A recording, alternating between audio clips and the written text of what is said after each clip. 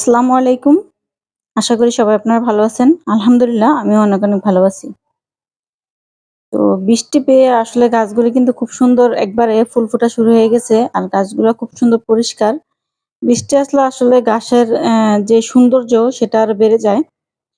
তো যাই হোক আজকে থাম্বনেলে যেমনটা দেখছেন যে অ্যা চাল কুমড়া গাছ আমাদের মাচায় যখন উঠে যায় তখন আমাদের কি যত্ন করতে হবে। তো সেটা যখন আমি আমার গাছে করব আজকে, তো সেজন্য আপনাদের সাথে আজকে শেয়ার করলাম। তো দেখেন মাশাআল্লাহ গাছগুলি মোটামুটি অনেকটাই কিন্তু মাচার উপরে উঠে গেছে। ১০-১১ দিনের মধ্যে মাশাআল্লাহ অনেকটাই বড় হয়ে গেছে। তো এখানে আমার ২ টা বেডে লাগানো আছে চালকুমড়া গাছ। আর আরেকটা বেডও লাগানো আছে সেটাও দেখাবো। তো যেহেতু দেখেন চালকুমড়া গাছে কিন্তু পুরুষ ফুল এবং স্ত্রী ফুল দুটাই কিন্তু আসা শুরু হয়ে গেছে সেটাও শেয়ার করব। তো এখন গাছের কিছু যত্নের প্রয়োজন। তো যারা আমরা নতুন বাগান করি, অনেকেই হয়তোবা এটা সমস্যায় থাকি বা অনেকে বুঝি না বা অনেকে দেখা যায় বাগান করতে, করতে হয়তো আমরা অভ্যস্ত হয়ে যাই একটু। আর শেখার তো কোনো শেষ নাই। সবসময় আমরা শিখতেই থাকি। তো যাই হোক এই দেখেন এখানে আরেকটা টবের গাছগুলো মাশাআল্লাহ অনেক বড় হয়ে গেছে। তো এই টবটাও আমি আমার মাচার ওখানে নিয়ে দিয়ে দেব। যাতে করে যেহেতু এখন আগাগুলি বড় হয়ে গেছে এখন কিন্তু এটা মাচাতে অবশ্যই দিতে হবে। তো আর এই যে একটু নিচের দিকে খেয়াল করলে দেখবেন নিচের দিকে কিন্তু প্রচুর পরিমাণে গাছে পাতা আছে। যার কারণে টবের গোড়ায় অ্যা মানে মাটির মধ্যে কোনো আলো বাতাস কিন্তু তেমন একটা পৌঁছায় না। তো যার কারণে একটু রোগবালাই হওয়ার আশঙ্কা একটু বেশি থাকে। তো আমাদের প্রথমত যে কাজটা করতে হবে সেটা হলো যে এরকম যে আগাগুলি ব্রাঞ্চ গুলি বের হইছে সেগুলি যেমন যাতে করে উপরের দিকে উঠতে পারে সেই ব্যবস্থা আমরা করে দেব। আ সেটা যদি না করি তাহলে দেখা যায় যে আগা দ্রুত বাড়বে না। আর ২য় যেই খুব জরুরি কাজটা সেটা হচ্ছে আপনার গাছের এই নিচের দিকের পাতাগুলি কিন্তু আমাদের সব পরিষ্কার করে দিতে হবে। তো আজকে গাছে একটু খাবারও দেব। তো যারা ভিডিওটা দেখবেন একটু ধৈর্য নিয়ে সম্পূর্ণ ভিডিওটা দেখবেন। একটু সামান্য একটু ধৈর্য নিয়ে দেখলে কিন্তু আপনারা কিন্তু অনেকটা উপকৃত হতে পারেন। আমি আপনাদের সাথে সবসময় শেয়ার করি যে আমি যখন কারো ভিডিও দেখি আমি কিন্তু আসলে একবার যেটা সত্যি কথা আমি একবারে আগা থেকে শেষ পর্যন্ত যতটুকুই আছে আমি সম্পূর্ণ ভিডিওটা দেখি। এমনকি সেখান থেকে আমি কিছু অল্প হলেও কিছু সেখান থেকে শিখি। তো সেজন্য আপনাদের কাছে অনুরোধ করব যারা ভিডিওটা দেখেন, সম্পূর্ণ ভিডিওটা একটু দেখবেন। ১০ থেকে ১৫ ১২ মিনিট ১১ মিনিট এতটুকু ধৈর্য নিয়ে একটু ভিডিওটা দেখলে অ্যা তাহলে কিন্তু অনেকটাই কিন্তু সেখান থেকে আমরা কিন্তু শিখতে পারি। তো যাই হোক যেমনটা যে দেখতেছেন আমি নিচের দিকে যত পাতা আছে, সবগুলো পাতা কিন্তু এখন ফেলে দেব। স সবগুলো পাতা ফেলে দেওয়ার পরে গাছের গোড়াটা কিন্তু একেবারেই পরিষ্কার হয়ে যাবে। আর দেখেন গাছটা যেহেতু এতদিন পর্যন্ত অ্যা নিচের টবের গোড়াটা একবারে ঢাকা ছিল, অনেক পরিমাণে কিন্তু সেখানে ছোট, ছোট ঘাস জন্ম নিছে, যেটা কিন্তু গাছের অনেক খাবার কিন্তু গ্রহণ করে। তো এগুলো কিন্তু আমাদের রাখা যাবে না। অবশ্যই আমাদের গাছের গোড়া সবসময় পরিষ্কার রাখতে হবে। পরিষ্কার রাখলে দেখা যাবে যে গাছ বাড়তি যে খাবারটা আগাছাগুলি গ্রহণ করে সেগুলি কিন্তু আমাদের গাছ গ্রহণ করতে পারবে। তো এই যে নিচের দিকে সম্পূর্ণ পাতা আমি ফেলে দেব। সম্পূর্ণ পাতা ফেলে দিলে এখানে যখন আলো বাতাস চলাচল করবে, গাছের গোড়ায় রোদ পড়বে, গাছের চেহারাটাও সুন্দর হবে। আর গাছ দেখা যায় সেখান থেকে খাবারও গ্রহণ করতে পারবে। আর নিচের দিকে যত আপনার পোকামাকড় আছে সেগুলো কিন্তু আর এখানে জন্ম নিতে পারবে না। সেটা কিন্তু আমাদের খেয়াল করতে হবে। তো গাছ এরকম উপরের দিকে যখন উঠে যাবে, তখন গাছে অবশ্যই খাবার দিতে হবে। আর এখন যেহেতু বৃষ্টির দিন, তরল খাবারটা একটু কমই দেওয়া দেওয়া লাগবে। কারণ তরল খাবার গাছে দিলে যেকোনো সময় কিন্তু বৃষ্টি নামতে পারে। তখন দেখা যাবে যে বৃষ্টিতে ধুয়ে কিন্তু সম্পূর্ণ খাবারটা চলে যাবে। আর এই যে দেখেন মাটিটা কিন্তু উপরে একবারে সমান হয়ে আছে। তো এরকমভাবে গাছের গোড়ায় যখন আপনারা খাবার দিবেন, তখন কিন্তু গাছের গোড়ার মাটিগুলি এরকম করে আগলা করে দিতে হবে। আমার মাটিগুলি কিন্তু একেবারেই নরম আছে। তো তারপরেও গাছের গোড়ায় কিন্তু তেমন বাতাস চলাচল করতে পারতেছে না। তো যেহেতু ১০-১২ দিন আমি কিন্তু এই গাছের গোড়ায় কোনো হাত দেই নাই। গাছের মধ্যে কোনো হাত দিতে পারি নাই। তো যার কারণে মাটিগুলো একেবারে সমান হয়ে আছে। আর তা না হলে কিন্তু আমি সবসময় দেখা যায় যে সপ্তাহে ১ বার করে আমি গাছের গোড়ার মাটিগুলা কিন্তু এভাবে করে খুঁড়ে দিই। আর আমিও আপনাদেরকে সেটাই কিন্তু সবসময় সাজেস্ট করি। তো যারা ভিডিও সবসময় দেখেন, যদি এভাবে করে করেন ইনশাআল্লাহ আশা করি আপনাদেরও সুন্দর করে গাছ হবে। অ্যাম তো সেখান থেকে কিছু না কিছু অবশ্যই পাবেন। তো এই যে এরকম করে মাটিগুলি খুঁড়ে দেব।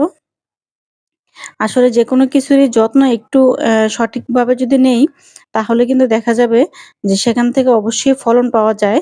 ফলন যে পাওয়া যায় না তা না। আর আমি তো একেবারে জৈব জিনিস দিয়ে গাছ করি। আর বাজার থেকে তেমন কিছু কিনতে হয় না যে আমার গাছে খাবার দেবো সেরকম কোনো কিছু কিনতে হয় না। সেটা হচ্ছে একমাত্র একটু কিনতে হয় আপনার যে এপসম সল্টটা আছে সেটা আর হচ্ছে যে আপনার সরিষার খোলটা। কারণ এই ২ টা যেহেতু আমার বাসায় আমি তৈরি করতে পারি না, তো যার কারণে দেখা যায় এই ২ টা জিনিসই আমার কিনে আনতে হয়। তাছাড়া কিন্তু বাড়তি কোনো জিনিস আমি কিন্তু গাছে বাজার থেকে কিনে কিন্তু এখানে ব্যবহার করি না। সেটা আপনারাও দেখেন সবসময় ভিডিওতে যারা দেখেন তারা জানেন। তো এই যে এখানে হচ্ছে যে আপনার আজকে গাছে দিব এপসম সল্ট। এপসম সল্টের মধ্যে ম্যাগনেসিয়াম, ক্যালসিয়াম, পটাশিয়াম মানে যা লাগে গাছের জন্য সবকিছু আছে। আর এটা হচ্ছে ডিমের খোসা। ডিমের খোসায় কিন্তু ক্যালসিয়াম অনেক পরিমাণে আছে যেটা গাছের গোড়ার শিকড়গুলা মজবুত করতে সাহায্য করে। আর দেখা যায় যে নতুন করে আপনার শিকড় গজায়। তো গাছে যদি নতুন করে শিকড় না গজায় তখন কিন্তু গাছ কিন্তু খাবারটা সেখান থেকে নিতে পারবে না। সবসময় খেয়াল করবেন গাছের উপরের দিকে দেখা যায় যে আপনার সাদা শিকড়গুলি থাকে। তো আসলে সেটাই কিন্তু গাছকে সেটা দিয়ে কিন্তু গাছ খাবার নেয়। মাটির নিচের দিকে যে শিকড়গুলা থাকে একটু বেশি নিচে, সেগুলা দিয়ে কিন্তু গাছ কখনোই খাবার গ্রহণ করে না। উপরের সাইডে যে শিকড়গুলা থাকে সেগুলো দিয়ে কিন্তু গাছ কিন্তু খাবার নেয়। সেটা যেকোনো গাছই হোক, ফল গাছ, ফুল গাছ আ বা সবজি গাছ যেকোনো গাছই হোক। তো গাছের গোড়াটা ১ম এ এরকম করে খুঁড়ে দিয়ে তারপরে কিন্তু আমরা কিন্তু গাছে খাবারটা দিয়ে দেব। এখন কিন্তু এই খাবারটা অবশ্যই দিতে হবে। এই খাবারটা দিলে অ্যাকশন ফলটা আপনার নতুন করে ফুল ফল গাছে আনতে সাহায্য করবে। তারপর হচ্ছে আপনার গাছের পাতা সবুজ করবে। সেটা আপনার ইউরিয়া সার যদি কেউ দিতে চান, এপসম সল্টের পরিবর্তে না এপসম সল্ট তো অবশ্যই দিতে হবে মাসে ১ বার করে ১৫ দিন বা ২০ দিন পর। আর যদি দেখেন যে কারো গাছের পাতা খুব বেশি হলুদ হয়ে যাচ্ছে, তাহলে আপনারা ইউরিয়া সারটা যদি দিতে চান, সামান্য একটু পরিমাণে দিতে পারেন। আর এই যে দেখেন একটা চারা উঠে গেল। তো যাই হোক কাজ করতে গেলে এমন একটু হয়ে যায়।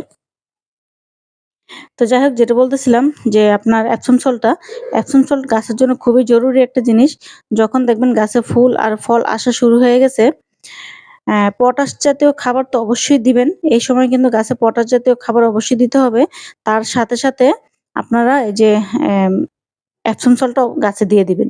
এপসম সল্টটা দিবেন মাসে ১ বার, ১৫ দিন সরি মাসে ২ বার, ১৫ দিন পরে ১ বার। আর পটাশ জাতীয় যে খাবার সেটা কলার খোসার মধ্যে পেতে পারি আমরা, আ আলুর খোসার মধ্যে আমরা পাই। তো সেটা আপনারা সপ্তাহে ১ বার ২ বার করে দিতে পারেন, তাতে কোনো সমস্যা হবে না। যদি জৈবভাবে দেন। আর রাসায়নিকভাবে দিলে মাসে ১৫ দিন পরপর বা ২০ দিন পরপর সামান্য একটু দিয়ে দিবেন। তো জৈবভাবে দিলে কিন্তু গাছের গুণাগুণ কিন্তু অনেকটা নষ্ট হয়ে যায়, মাটির গুণাগুণ। সেজন্য যত আপনারা জৈব খাবার দিবেন, গাছের গুণাগুণ কিন্তু মাটির গুণাগুণ কিন্তু ততই বাড়বে।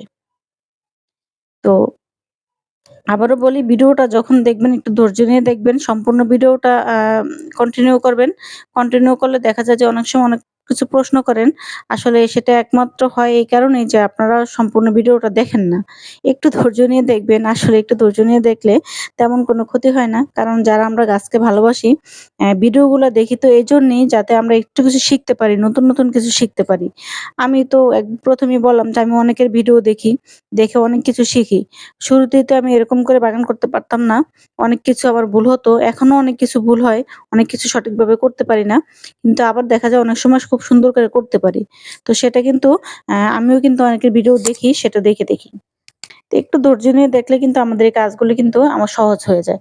তো যখন গাছ মাচায় উঠবে, চালকুমড়া গাছ বা অন্যান্য লতানো গাছ যেটা হতে পারে আপনার চিচিঙ্গা গাছ বা মিষ্টি কুমড়া গাছ এই টাইপের গাছগুলি আপনারা এই সময় হলে এভাবে করে গাছের গোড়াটা পুরো পরিষ্কার করে দিবেন, যাতে গাছের গোড়ায় খুব সুন্দর করে আলো বাতাস পায়। আর দ্বিতীয়ত হচ্ছে গাছের অবশ্যই এখন খাবারের প্রয়োজন। যেহেতু গাছে এখন ফুল ফল আসা শুরু হয়ে যাবে। সেহেতু আমাদের এই খাবারগুলো অবশ্যই দিতে হবে। তো এই তো আজকে খুব এই যে জিনিসটা শেয়ার করলাম আপনাদের যাদের গাছ এরকম বড় হয়ে গেছে, এখনো গাছে খাবার দেন নাই, তারা এই কাজগুলি করে ফেলুন। দেখবেন গাছের চেহারা কয়েকদিন পর আজকে যেহেতু গাছে আমি খাবার দিলাম, আপনারা আজকে ভিডিওটা দেখে রাখবেন।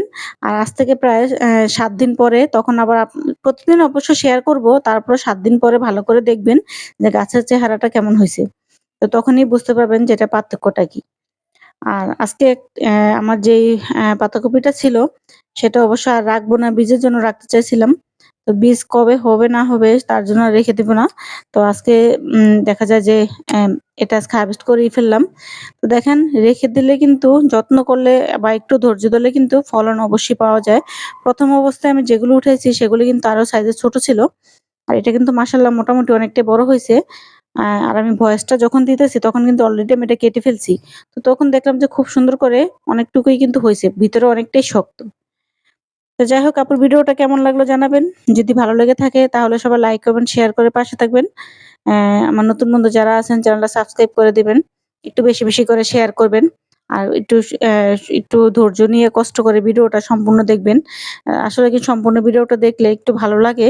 যখন দেখি যে না আমার ভিডিওটা সম্পূর্ণ দেখে মানুষের একটু হলেও উপকারে আসে। আর আমি যেহেতু একভাবে খুব নরমাল ভাবে বাগান করি সেটা আপনাদের সাথে আমি শেয়ার করতে চেষ্টা করি। যারা নতুন বাগান করেন তারা দেখলেই বুঝবেন। আর এই যে দেখেন মাশাআল্লাহ মরিচ গাছটা কত সুন্দর হইছে। এটা নিয়ে ভিডিও দেবো ইনশাআল্লাহ। আমার এখানে এবার দেখা যায় যে আমার বাগানে মোটামুটি কয়েকটা মরিচ গাছ মাশাআল্লাহ খুব সুন্দর হইছে। আশা করি এখান থেকে ফলনও পাবো। তো যাই হোক অ্যাম যারা এখনো গাছ লাগান নাই তারা লাগিয়ে দিবেন। আর দেখা যায় যে বর্ষা যেহেতু এসে গেছে আল্লাহ